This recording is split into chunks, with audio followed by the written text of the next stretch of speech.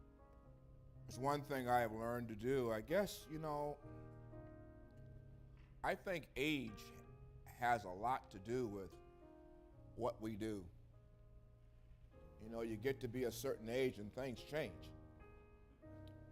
Your thought process changes, your actions change.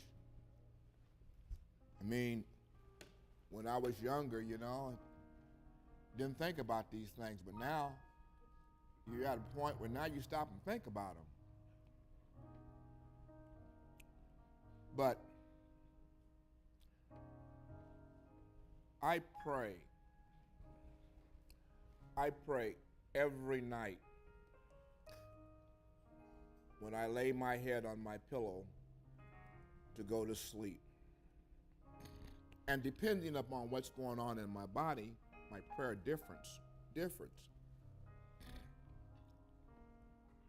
Sometimes I have strange aches that come from I don't know where,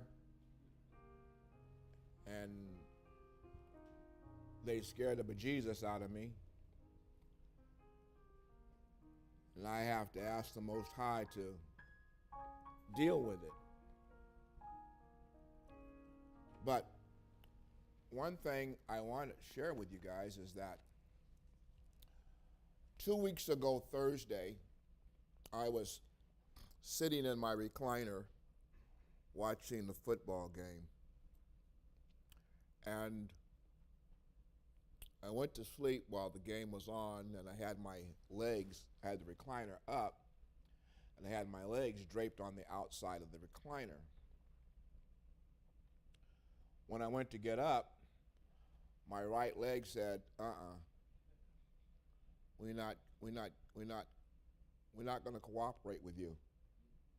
And I had a severe pain from my knee down to my leg.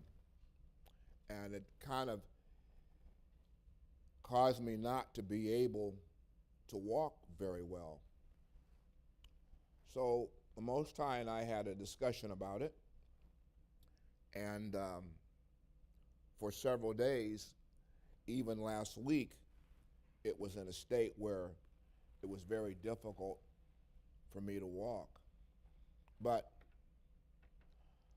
I'd asked the Most High, I says, you said if my ways please you, you'd give me the desires of my heart. Well, I can't serve you like this. I can't function for you if I'm in a disabled condition. And my dear sister reminded me of some scriptural points that I needed to apply. And I was running around trying to find this ointment or oil to put on my knee, but I was looking for the wrong thing, which is the reason why I couldn't find it. And nobody had it. And Lakeisha said to me, she said, well, did you put some frankincense on it? I go, oh man, I'm looking for the wrong thing. But I began to rub frankincense on my knee and my leg, and I'm happy to say today that it's back where it needs to be. I couldn't even sleep on this side. It hurt so bad. But my point to you is that the Most High has given us everything that we need to have to be able to live and function in this world. My prayer depended upon what's going on with me, but the routine prayer that I pray every night, because how many of you have what I call hot dreams? It has nothing to do with sex. Your dreams are just hot, and you wake up in a sweat because you've had this dream that's just, well, that happens to me. And when it happens to me, it causes my heart rate to also elevate. So when I wake up and come out of it, my heart rate is, ooh, my heart rate is kind of fast and pumping, and I don't like that, because that means that I'm kind of going into a semi-AFib condition. So I have to pray every night when I go to sleep, and I ask the Most High, let me sleep through the night into the morning light. Give me strength in body, soul, spirit, and my mind to be able to function in the day that you're going to allow me to exist. And also, give me dreams that are germane to you and the things that are about you. Man. And then when I wake up, and I'm not awake yet. You ever get you in a state where you're not awake yet, but your mind is starting to function? In that state where my mind is starting to function, my mind automatically does something that I absolutely love. My mind starts to think about the Father's words, things in Scripture, and things about Him. They start to play out in my mind. I'm not even quite awake yet. I'm in that twilight place. Last night, or sometime this early morning, man, the Most High gave me such a wonderful, He put me in such a wonderful state. I was asleep, and I was in total worship. Total worship. I wish I could remember the song, but I was in total worship. And I was with a congregation of people, and I don't remember the song. And the interesting part about this was, let's see, I don't know, Gail, were you on our street? Okay. Charles, you weren't on our street. Gail's the only one in the house that was in our street. Miss B, she's not here. Oh, you and Kevin was on our street.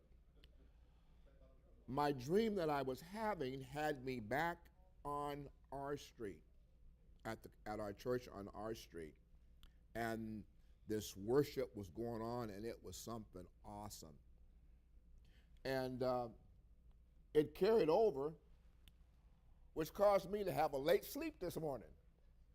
So I didn't wake up quite on time. But I'm just telling you the things that happen when your mind is always functioning in the realm of the Spirit of the Most High. He will give you the desires of your heart. And my desire is to always be in His presence, and to always, even in my sleep, to allow His Spirit to overshadow me and carry me through the night season into the morning light. And then when I wake up, I tell Him, Most High, I thank you that you have carried me through the night and given me this opportunity to function in this new day that you have given me. And in this day, allow me to have the ability to impact someone's life concerning this truth and your opulent name. It's my prayer. Well, let me get started here. I almost looked and I said, wow, where's my lesson plan? My lesson plan wasn't showing up on my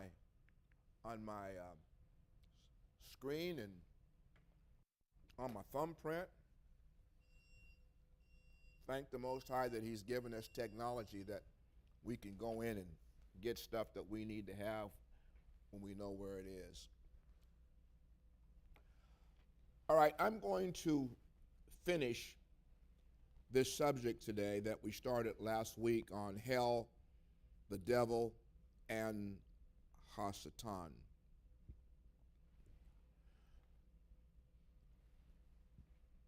We went through several texts last week. We went through this one here in Psalms, Tehillim, chapter 38, verses 20, to be able to establish this HaSatan, or this Satan context, put it in a proper place so that we can understand. Remember that the Most High, and I want to say something else before I get started. Sean and I, Ambassador Appleton and I, we are teachers. That's what we do. We teach. For you, our viewers and our listeners and our congregants, this is classroom. So you don't hear us hooping, hollering, and Kevin going to the organ and giving me a note so I can roll. This is school. So we assume certain things about you. As we're teaching and giving out information, we assume that you know certain things because you are reading. Okay? When you go to college and you take a class, your teacher gives you a book and you read the lesson, so when he comes back in to talk about it, he assumes that you know what he's talking about because you've read the text. And the only thing that he's going to do is give you explanation on things that you don't understand. We assume that you know the mitzvot.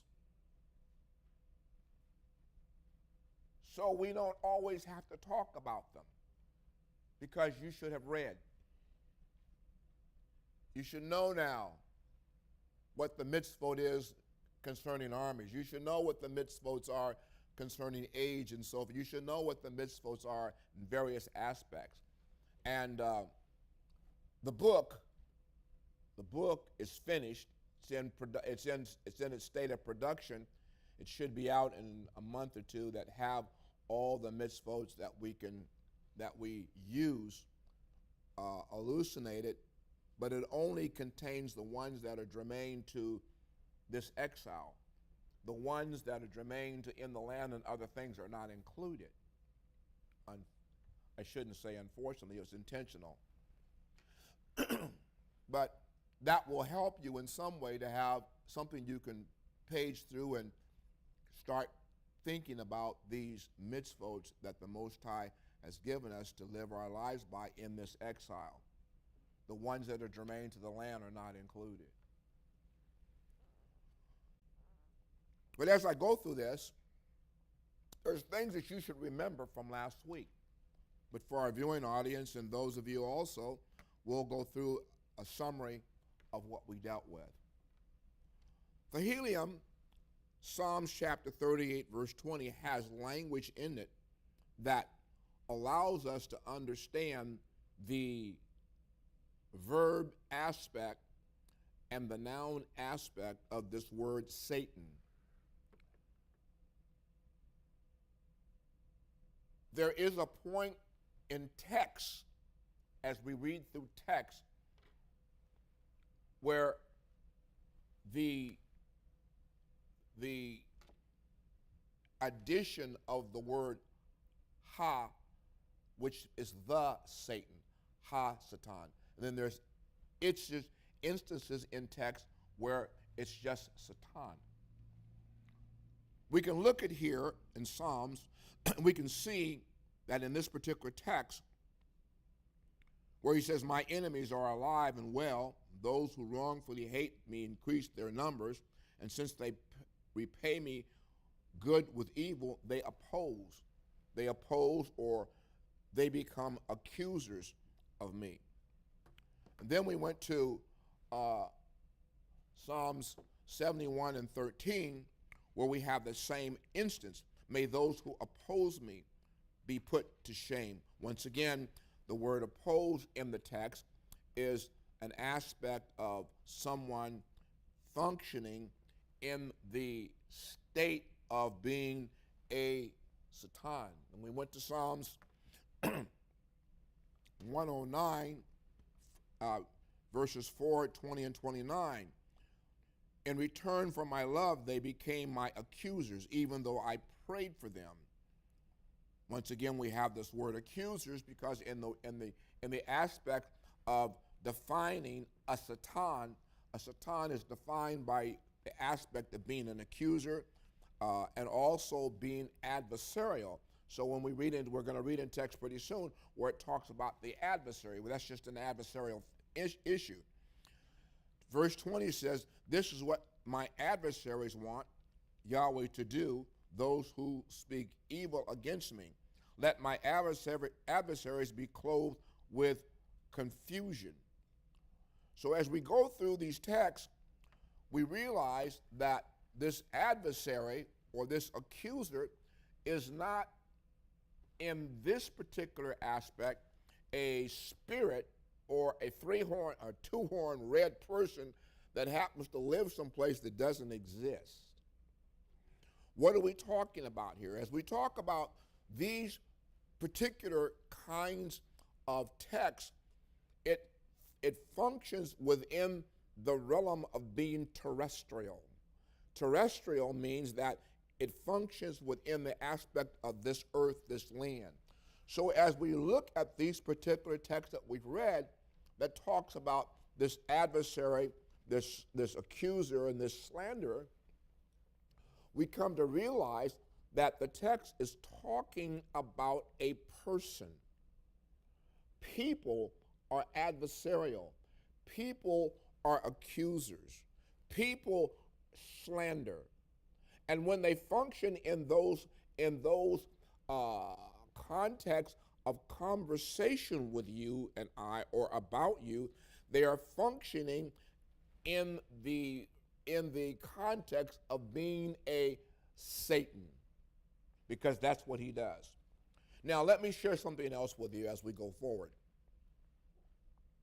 In doing this study and looking at texts where the adversary or where Satan is in the conversation, nowhere in text do we find him functioning in an evil way or in a wicked way. Everything that the slanderer does, everything that the accuser does, everything that the adversary does, particularly when we get into the celestial, which I'm going to talk about today, the celestial HaSatan, that celestial HaSatan does not function in a wicked or an evil way. And we'll see this. What he does is he functions at the behest of the Most High, and he resides in the Shamayim with the heavenly host. Now, I want you to think about that. He resides in the Shamayim with the heavenly host. I want you to think about that. Think about that. Wickedness and evilness and actions that are against the Most High do not reside with him. So the Most High has, as we're going to talk about the celestial, which is where we're going next, as we start talking about the celestial Satan, that celestial Satan works at the behest of the Most High. And we'll see how that works out. He's not evil. He's not wicked. But his job, he has two jobs. One of those jobs is to test. He comes to test. It's on my mind, the second job. I'll get to it. The second job is that he also comes to accuse and to slander and be an adversary.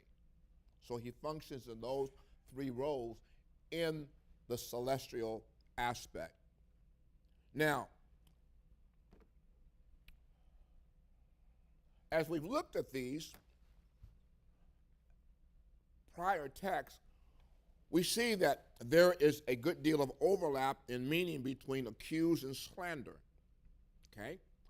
But they're not synonymous. To accuse means to find fault and bring charges. Remember, it means to find fault and to bring charges. To falsely or accurately against another. Thus, an accusation may be valid or inaccurate, and by contrast, slander is always false, a statement of claim that is both inaccurate and damaging the character and reputation of another. So now, when we look at this celestial Satan, we're going to see him functioning in this way in which he brings charges falsely against an individual or such and such or people. And you'll find him making slanderous statements that are going to be inaccurate about people. So I would suggest that Satan means accuser with the added nuance of either adversary or slanderer, depending upon the context. Now I went to, as we begin to talk about the celestial HaSatan, I didn't have that slide up. As I talk about the celestial HaSatan, we begin this discussion in Zechariah chapter 3 and verse number 1. And last week I told you as we read this text, I said put a pin in this because we're going to come back to it. Let's listen to the text. He showed me Yahshua, the Kohanim Hagadol, standing before the angel of Yahweh with the accuser Satan. Now the definite article the is not present. Standing at his right to accuse him. Yahweh said to the accuser, "May Yahweh rebuke you, accuser. Indeed, may Yahweh, who has made Jerusalem his choice, rebuke you. Isn't this man a burning stick snatched from the fire?" Here the prophet sees Satan standing at the right hand of Yahushua, the high priest, to slander or accuse. Now, this Satan has a direct purpose. His direct purpose is to bring an accusation against Yahushua. We'll see the same type of scenario as we look at the book of Job, chapter number 1. But before we look there, I want to go to the book of Yasher in chapter 22, verses 46 through 51, and look at some similarities that we're going to find here in the auxiliary books of Yasher that we're going to also see as similar in the book of Job.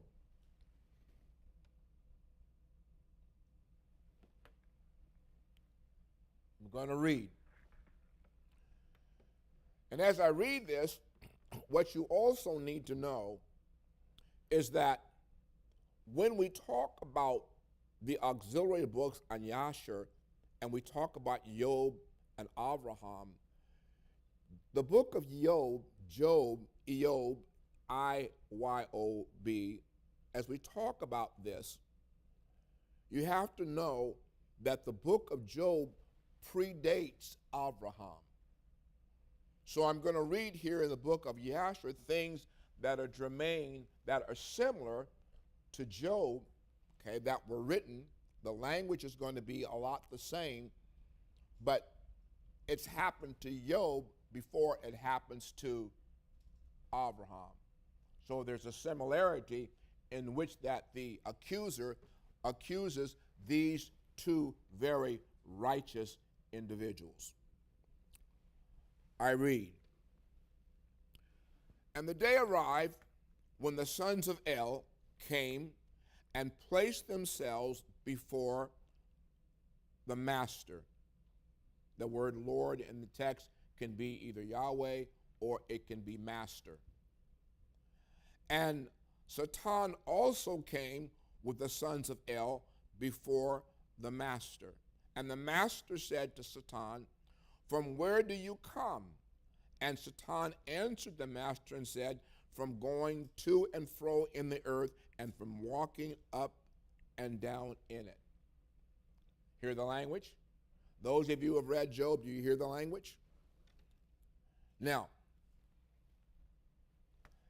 "And the master said to Satan, 'What is your word to me concerning all the children of the earth?'" Now, listen to the text and how it's read, how it's written.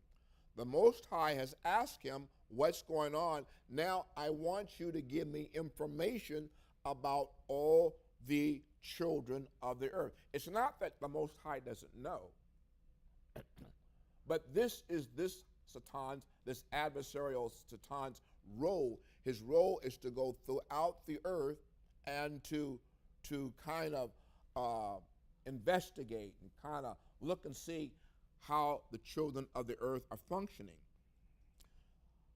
Satan answered the master and said, "I have seen all the children of the earth who serve you and remember you when they require anything from you, and when you give them the thing which they require from you, they sit at their ease and forsake you, and they remember you no more." Now, that is an accusation. That's an accusation.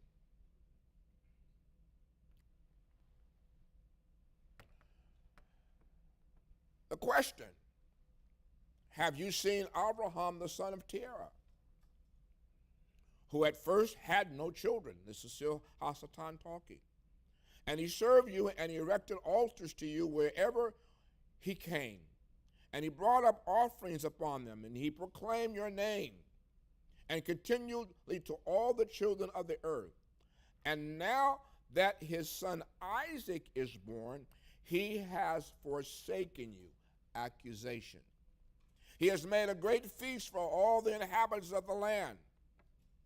And the master he has forgotten." You have forgotten. So now you listen to the language of the text. You hear the accusations that this Satan is making. Okay? What's his job? He's gone throughout the whole earth, and he's bringing back a report to the Most High.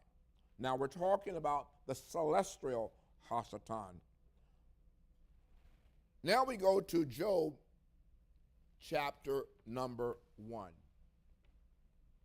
And we're going to see some similar texts. "There was a man in the land of Uz, whose name was Job. This man was blameless and upright, and he feared Elohim, and he shunned evil."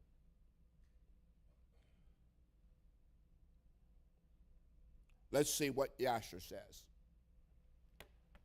Similar context, similar verbiage. "And there arose not a man who feared El, like unto Abraham. For he had feared his El from his youth, and he served Yahweh, and had gone in all his ways during his life, from his childhood to the day of his death." So we have the similarity in terms of Job, and we have the similarity in the realm of the aspect of Father Abraham. Now we go to Job chapter 1, verses 6 through 12, and let's listen to the verbiage. We've heard what's come from the book of Yasher concerning Father Abraham. Listen to what it says. It happened one day that the sons of Asher, came to serve Yahweh, and among them came the adversary, Satan. Definite article is missing. Yahweh asked the adversary, "Where are you coming from?" The adversary answered Yahweh, "From roaming through the earth and wandering here and there." Yahweh asked the adversary, "Did you notice my servant Job, that there is no one like him on earth, a blameless and upright man who fears El and shuns evil?" So as we listen to these texts, that's verse 8, get verse 9. The adversary answered Yahweh, "Is it for nothing that Job fears Asher? You've put a protective hedge around him, his house, and everything he has. You've prospered his work and his livestock are spread out all over the land."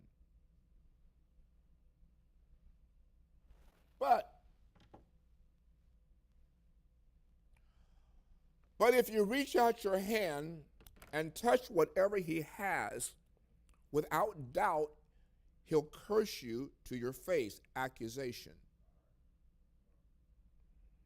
Yahweh said to the adversary, "Here, everything he has in his hands, except that you are not to lay your finger on his person." Then the adversary went out from the presence of Yahweh. Now, the scenario that's going to happen next is that Job is going to be tested. Let's go to this next verse here, chapter 2. Another day came when the sons of El came to serve Yahweh, and among them came the adversary to serve Yahweh. Yahweh asked the adversary, "Where are you coming from?" The adversary answered Job, "From roaming through the earth, wandering here and there." And Yahweh asked the adversary, "Did you notice my servant Job, that there is no one like him on earth, a blameless man, upright man, who fears El and shuns evil, and that he still holds on to his integrity?" Now listen to the last underline. This is the Most High speaking. "Even though you, Satan, have provoked me against him to destroy him for no reason."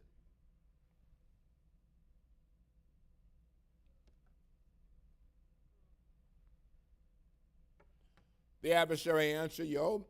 Yahweh said, "Skin for skin, a person will give up," listen to the accusation, "a person will give up everything he has to save his life.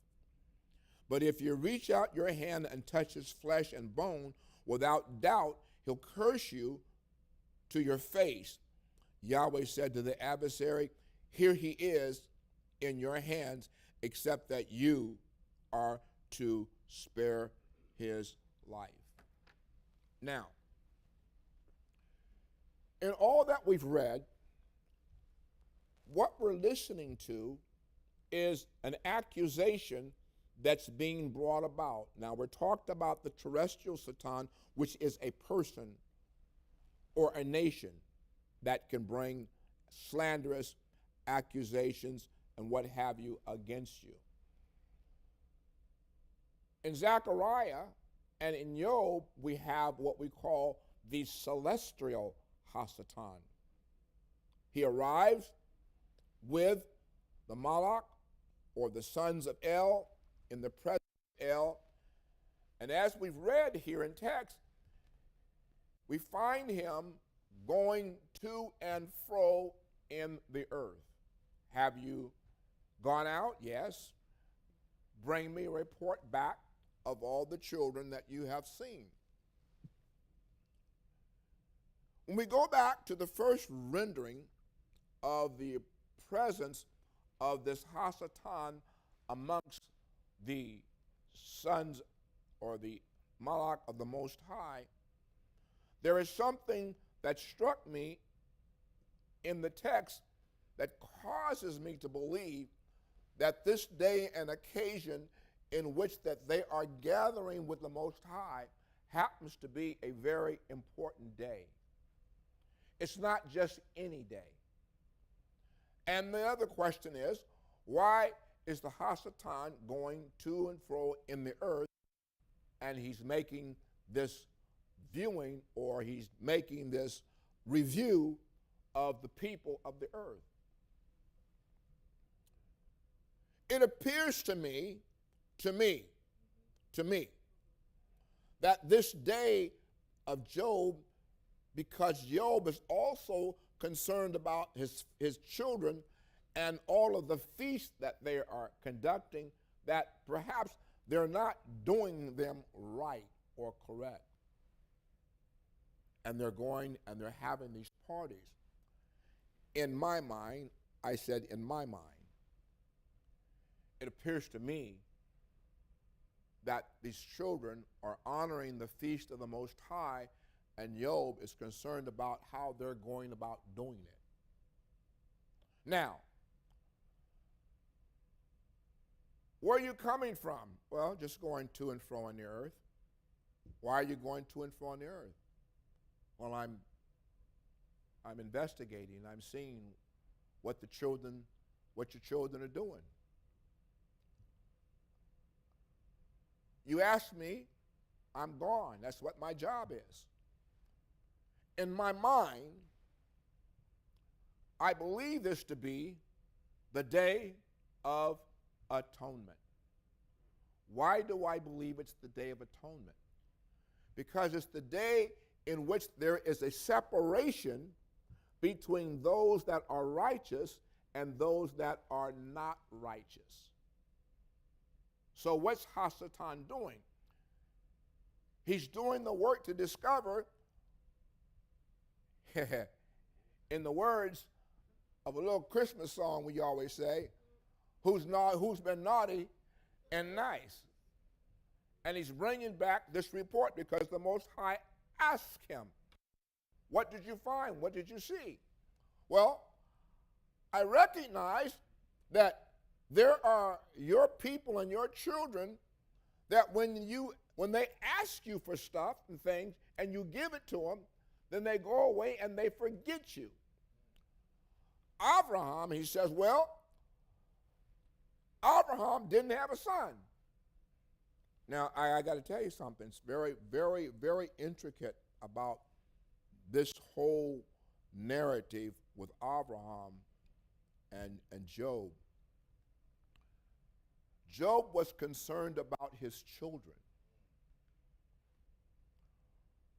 Sarah had a very compelling relationship with Yitzchak, with Isaac, a very compelling one. I would say that Bernice,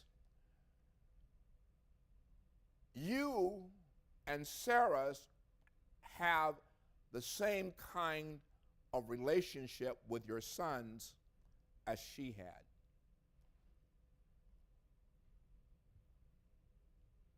You are always concerned where Isaiah is, what he's doing, and into whose hands he is. Sarah is more tied to Abraham than you can imagine. That her very thoughts, her very actions, her day in and her day out relationship is tied to her son Isaac. Why do I bring this up in the Satan situation? Because in the scenario where Father Abraham takes his son on this trip to be sacrificed on this mountain, he comes to Sarah, his wife, and he tells her, I and the lad are going yonder. In her spirit, because he hasn't told her what the mission is. But in her spirit, because of the relationship she has with him, she goes into a profuse mourning and crying. As a matter of fact, the text goes on to read that she, Isaac, and Abraham, both, all three of them, went into the state of crying profusely.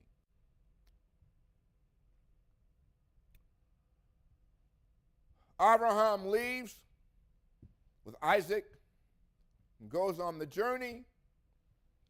And as he's on the journey, there is a Satan that approaches him to try to throw him off of the task. Now, you have to remember something here, okay? This is Abraham's final test. What did I say the adversary, the Satan, does? He functions in the realm of testing you. It's a test. I'm testing you. I'm going to test you to see whether or not you will function and do what the Most High has done. The Most High already, can't preach, this is school, isn't it? Told you. Most High already knows. He knows what Abraham's going to do. He knows what Job's going to do. So he knows that the accusations of the adversary are not within the purview of truth. But there has to be this test. Let me tell you all something, okay? Every last one of you in this room are going to be tested concerning what you think and what you believe about this way of life. You're going to be tested. And the people that are going to be tested are going to be a HaSatan.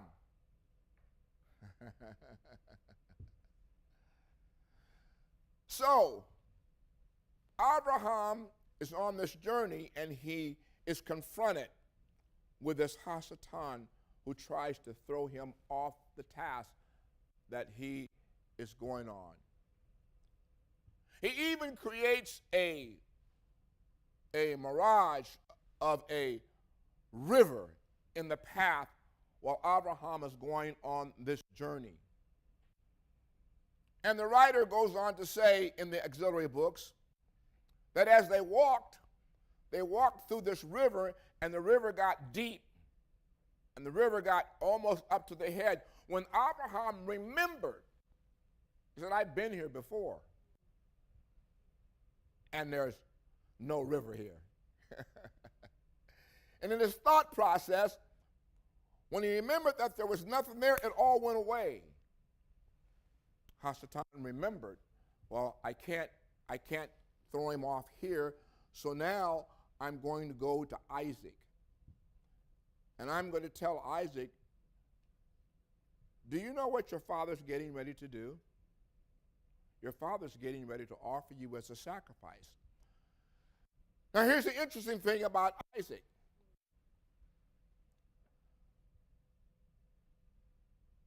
Abraham had already confronted Isaac about the task that was about to happen. And this is the thing that makes Isaac so great in our minds and become the after-father who brings forth this nation of Hebrew Israel. He said to his father, "Father, whatever the Most High El has said, I am in agreement with it. Whatever." Now he's confronted by an adversary who is telling him, your father is getting ready to sacrifice you. He says to the adversary, so be it. Whatever the Most High has said, so be it. So now we find two things that the adversarial, celestial adversary is doing. He's testing Abraham. He's testing Jacob. Isaac. He finds that he can't throw either one of the two of them off. So his next task is to attack whom? Sarah, of course, because she is the weakest link. He approaches her, tells her, although she had a premonition in her mind that when they left, she says, go. And in her mind, she's saying, my son is leaving, and I'll never see him again. But now this adversarial, celestial Satan approaches her, tells her exactly what's getting ready to happen. She leaves, and she looks for her son and her husband.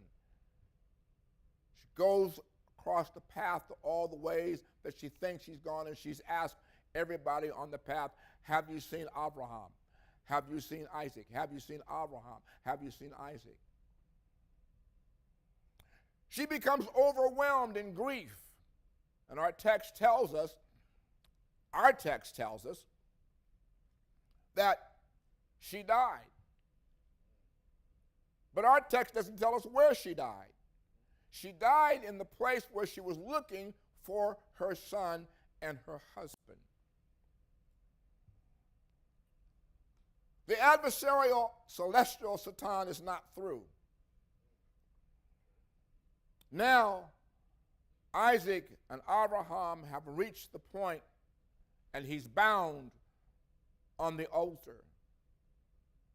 The auxiliary books tell me that he said to his father, no, Father, bind me tighter so that I can't move when you raise the knife to offer me. Abraham binds him tighter. He raises the knife to make the sacrificial move. Our text tells us, as does the auxiliary book tells him, Abraham, stay your hand. Look in the thicket. Now, there's another aspect here that connects this adversarial role of this HaSatan. The HaSatan has taken this ram that is in the bush, in the thicket, and he's placed him in the thicket on purpose. Why the thicket? Have anybody tried to get through a thicket? Do you know what a thicket is? I should have put one up there. But it's a lot of thorns and bramble that this ram is placed in. There is an interesting factor about the Most High. The Most High does things in advance of the thing that's going to occur. Before the foundation of the world, and I'm not spiritualizing this, the Most High has created or prepared this ram to be the sacrificial ram at the moment that Father Abraham needs it. Why? We go back to Devarim chapter 17. He says to Father Abraham, He says, now walk before me and be set apart. And he gives them this status that now there's something that's going to change in your life. You've gone through the 9 tests. Now I'm going to give you a 10th test. This 10th test comes at the behest of the celestial adversary, or Satan, that the Most High brings to do what? To test Father Abraham. It's the same one that appears to Job, to test Brother Job. Gets there, and he gets the ram, and he offers the ram as a sacrifice. He comes down from the mountain, and there's another interesting aspect of this story, is that the gentleman that went with him, when he got to the point of seeing the mountain in the distance,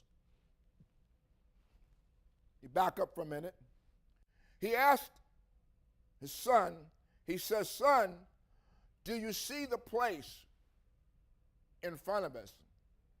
And Isaac said, yes, Father, I see the place. Eliezer, his servant, and the entourage that were walking with him, he asked them, do you see the place?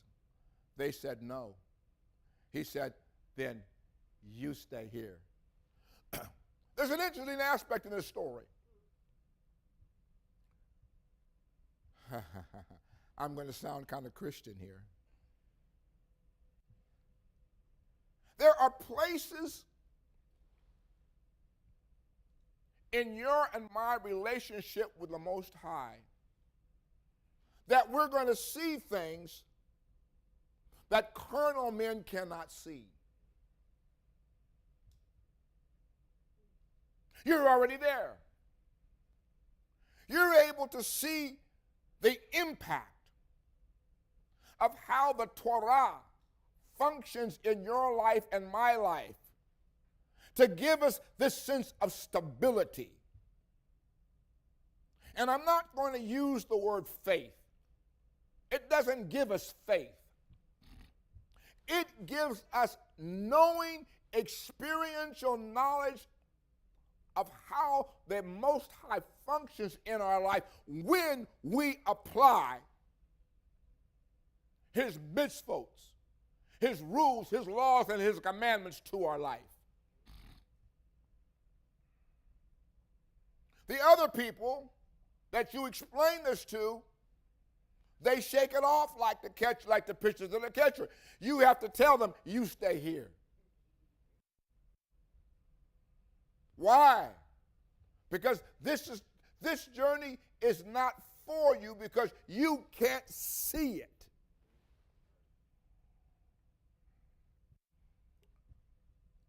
Abraham goes. He says, listen to the text that he said. I am the lad. I am the lad will return. I and the lad will return. Our auxiliary books tell us that Isaac and Abraham came back from the experience, and they're looking for, guess who? Isaac wants to see his mama, and Abraham wants to see his wife. Remember something, class. Yehudit was beautiful. Didn't give us her age. But at 100 years old, Sarah was just as gorgeous as a 20-year-old young lady. But being overwhelmed that her son had gone, and the message from the Satan overwhelming her, she died in the place where she was looking for him. They come down, they're looking for her, and she has passed away. And of course, Abraham and Sarah are distraught. And you know the rest of the story as they go on and they have the mourning for Sarah. So I've only explained to you how this celestial HaSatan works. So now you're going to say to me, well, that's the devil. No, it's not the devil, because there's no devil. Matter of fact, there is no verbiage in Hebrew text that even uses the word devil. Uses the word Satan, HaSatan, the Satan.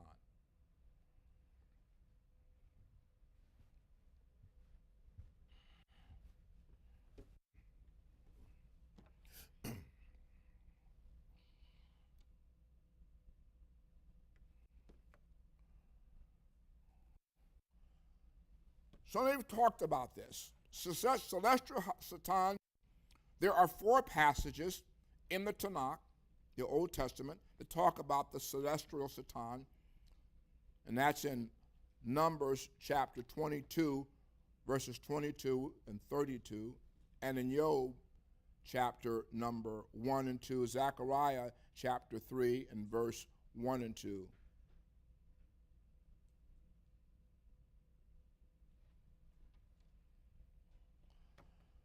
The noun Satan occurs 26 times in the Old Testament, 7 times, we discussed those in prior teachings, referring to the terrestrial Satans, thus leaving 19 references to the celestial Satan.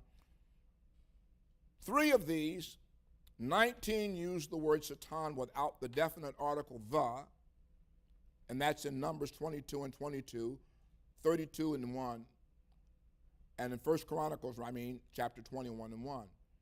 The remaining occurrences in Job 1, 2, which we've already talked about, and 14 times, are there 14 times, and in Zechariah chapter 3 verse employ the noun with the article HaSatan, literally the Satan.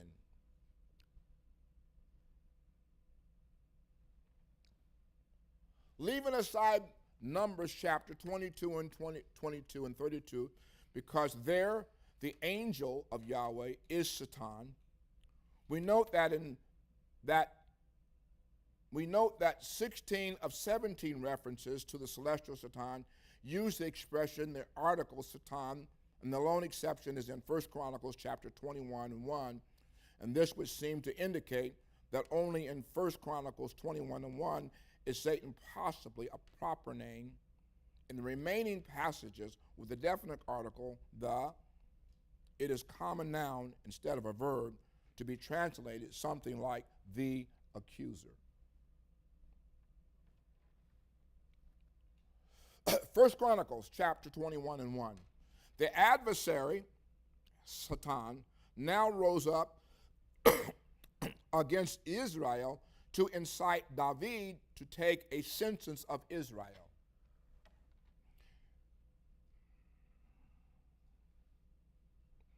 Here in this verse, we ask a question, who's doing the action? Once again, it is it's inciting aspect of the malach, of the angel, that incites the king to take this census.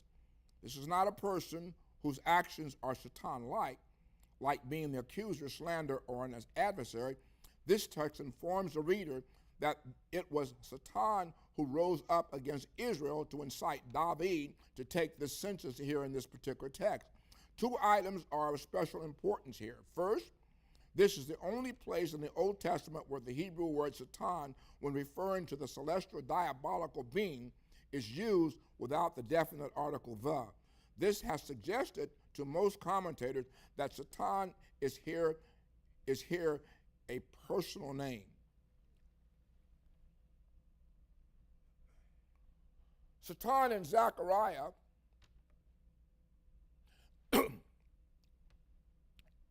and in Job is a heavenly agent whose responsibilities have taken him to earth, and the question comes not from surprise in the deity at the outsider's presence, but rather from the deity's questioning of the agent's faithful expediting of his chore. So now, what we see that we learn in these two lessons is looking at this word from its verb status and from its noun status, that being a personal pronoun, that being a verb of action. We've learned now that anybody can be a Satan or a Satan. It's not, we learn now that we can't go around saying, oh, the devil is a liar. Or something occurs in your life, oh, the devil is a liar. It's not the devil. If something happens in your body that brings you pain or anguish, it's not the devil, it's you. How have you been living your life? What you been eating? What you been doing? Have you taken care of yourself? Oh, the devil is a liar. No, it's not. The devil's not bringing that on you. Chances are, if you're having a heart condition, you got to look at yourself and find out, well, health-wise, and then you go to the doctor, and the doctor tells you what's going on. Do you walk in the doctor's office? Oh, the devil is a liar. And the doctor says, no, you've got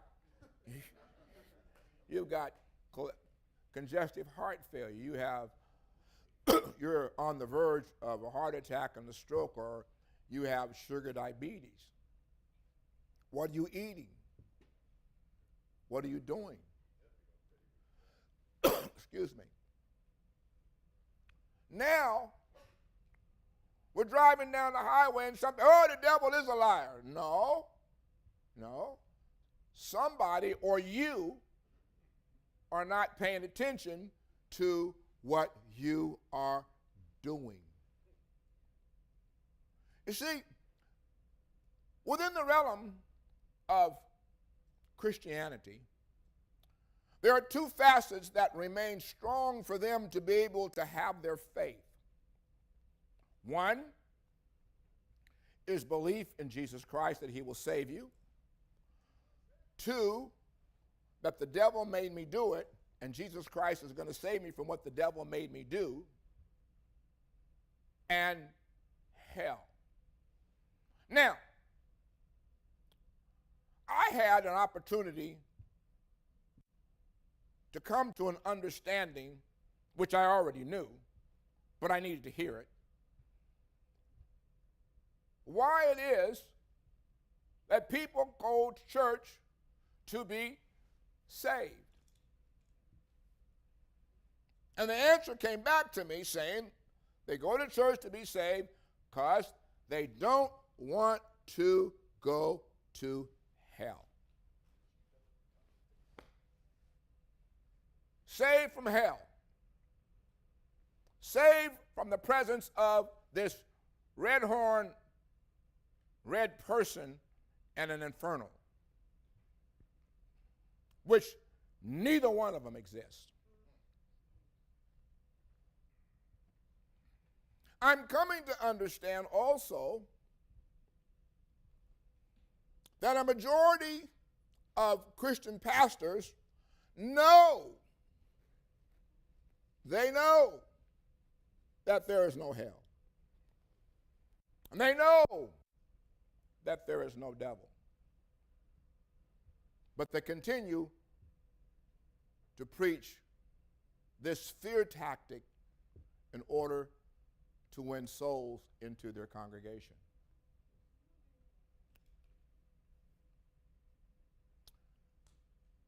The Most High gave to Hebrew Israel a contract and a governance that governs our way of life. He's even placed within it the dietary constructs in which that you and I can have a healthy temple to be able to function to serve him. He's given us that.